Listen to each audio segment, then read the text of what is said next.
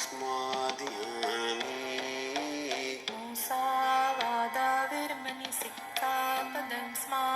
कुछ शब्द यानी वर्ड को ध्यान से सुनिए और चिंतन और मनन कीजिए।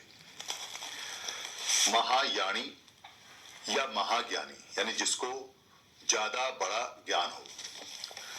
महादेव, महारथ, महारथी, महाराष्ट्र और आज के समय जो पाली में कहते हैं महारठ, महामोगल्लान, महारक्षित, महावंश, महामाया, महाबोधि, महाविहार, महाअभियोग, महापुरुष, महामत। महामत का मतलब होता है प्राइम मिनिस्टर।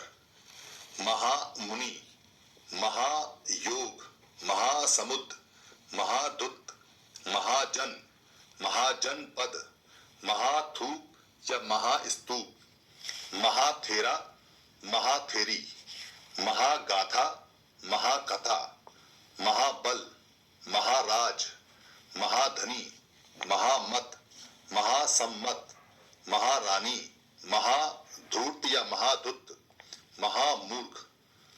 और सबसे आखिर में, क्योंकि इन सारे शब्दों को बताने का जो मेरा मतलब है वो है सबसे प्रमुख महाभारत।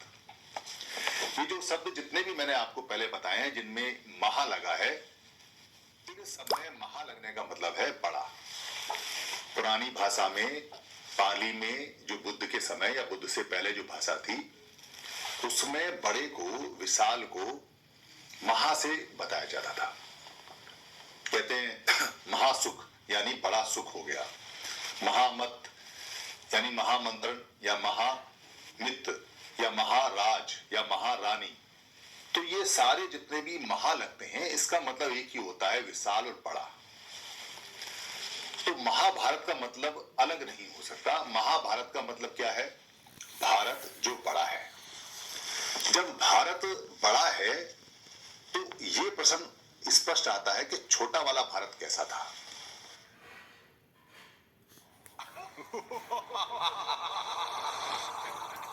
अच्छा, फिर आ गया। प्लीज एक तो विश बता दो, घर का, ऑफिस का।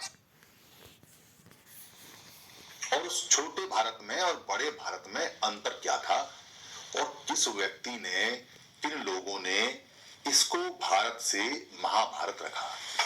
पहले भारत का मतलब समझने, क्योंकि भारत शब्द अशोक के बाद आया है। भारत का मतलब है आभारत, आभा रथ, आभारत यानी महा आभारत। तो आभा माने होता है चमक और ग्लोरी, और रथ माने होता है उसमें रमने वाला, उसमें रहने वाला, यानी जहां हर समय एक चमक रहती है, जहां हर समय लोग सुखी से चेहरे चमकते रहते हैं, सारे लोग धन धान्य से, पढ़ाई लिखाई से, मेहनत मजदूरी से, सुख और शांति से रत रहते हैं, ऐसा जगह उसको कहा है महाआभा रथ, यानी बड़ा चमक में रहने वाला, रथ में रहने वाला स्थान। तो बड़ा है तो छोटा और बड़े में अंतर समझे। दरअसल अशोक के बाद में ये महाभारत बना है, अशोक से पहले ये भारत था।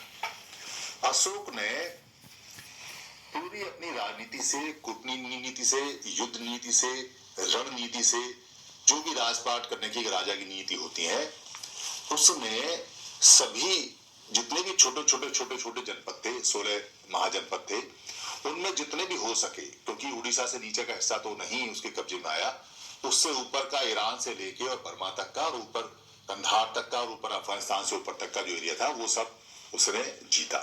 या ये कहें कि जब बाद में उसने अपनी फिलॉसफी और अपनी जो पंचशील का सिद्धांत है वो लागू किया तो वो इंटैक्ट भी रहा, और उसके बाद के राजाओं ने भी उस पूरे महाभारत को रचने में, रखने में, रख रखाव में, मेंटेन करने में पूरी भूमिका निभाई।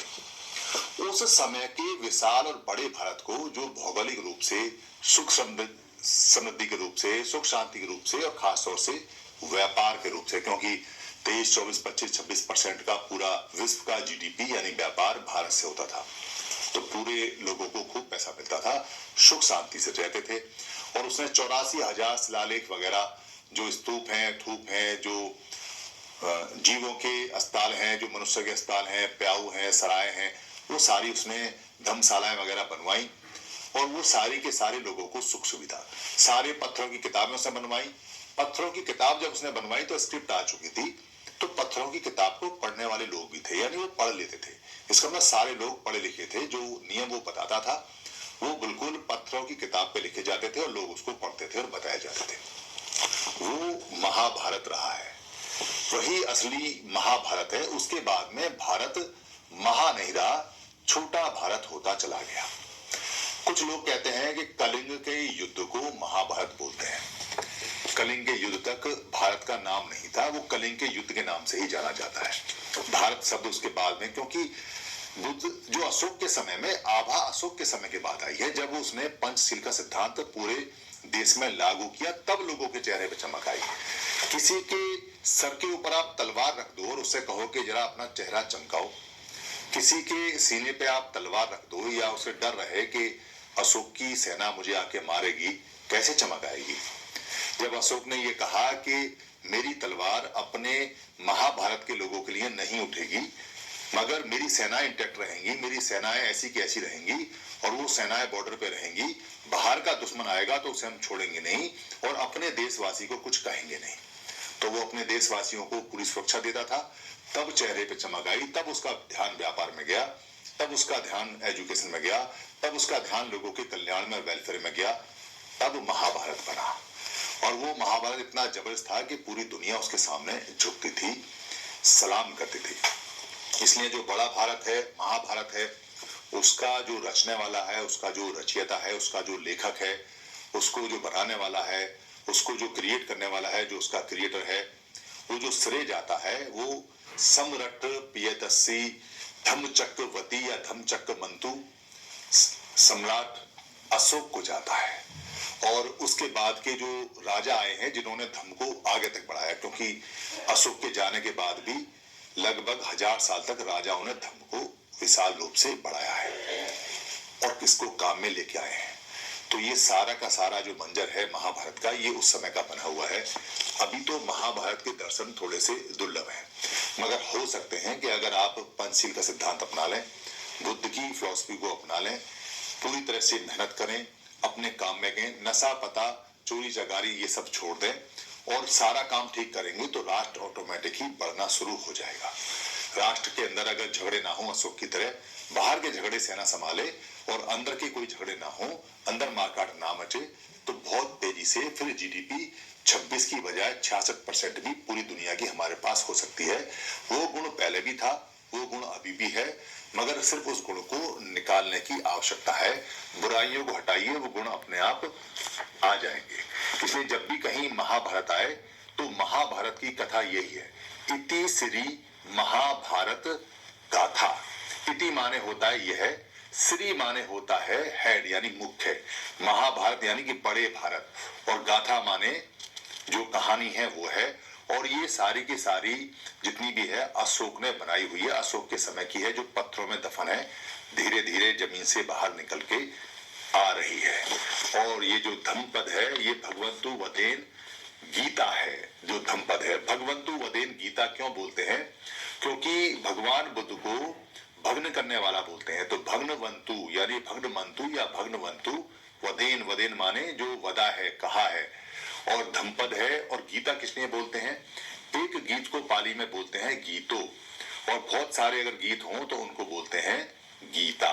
यानी ये जो इतने सारे जो धम्मपद हैं जो रचे हैं भगवान बुद्ध ने, इसलिए धम्मपद को भगवंतु वदेन गीता भी बोला जाता है।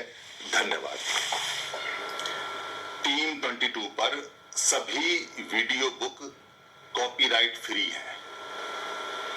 आप अपने पोर्टल पर, अपने यूट्यूब पर, अपने फेसबुक पर या किसी भी जो भी ऐप है उस पर आप यहां से डाउनलोड कर टीम 22 से या फेसबुक से या मेरे पेज से कहीं से भी कोई भी वीडियो ले सकते हैं, उसको डाउनलोड कर सकते हैं। उसमें अपने नाम का कुछ भी ऐड कर सकते हैं या अपनी कमेंट्री कर सकते हैं। उस वीडियो का कोई भी पार्ट आप ले सकते हैं, उसका प्रिंट मटेरियल भी बना सकते हैं, उसको किसी भी भाषा में आप बदल सकते हैं, उसका ऑडियो चेंज कर सकते हैं, उसका वीडियो ले सकते हैं।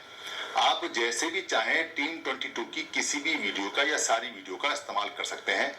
ये हमेशा कॉपीराइट फ्री थी और हमेशा कॉपीराइट फ्री रहेंगी। हमारा सिर्फ इतना काम होता है कि महापुरुषों की जो बातें हैं उन बातों को हम सरल भाषा में, आम भाषा में आप तक पहुंचा देते हैं। अब आगे आपका काम है कि आप अपनी भाषा में बदल के या ऐसा का ऐसा शेयर करके या इसको आगे भेजकर या इसका लिंक भेजकर या इसमें से कोई भाषा बदलकर या इसको प्रिंट कर कर या इसको लोड कर कर या डाउनलोड कर कर या इसको टीवी में बच्चों को दिखाकर या किसी को गिफ्ट कर कर जैसे भी चाहे वैसे इसको आगे पहुंचाएं।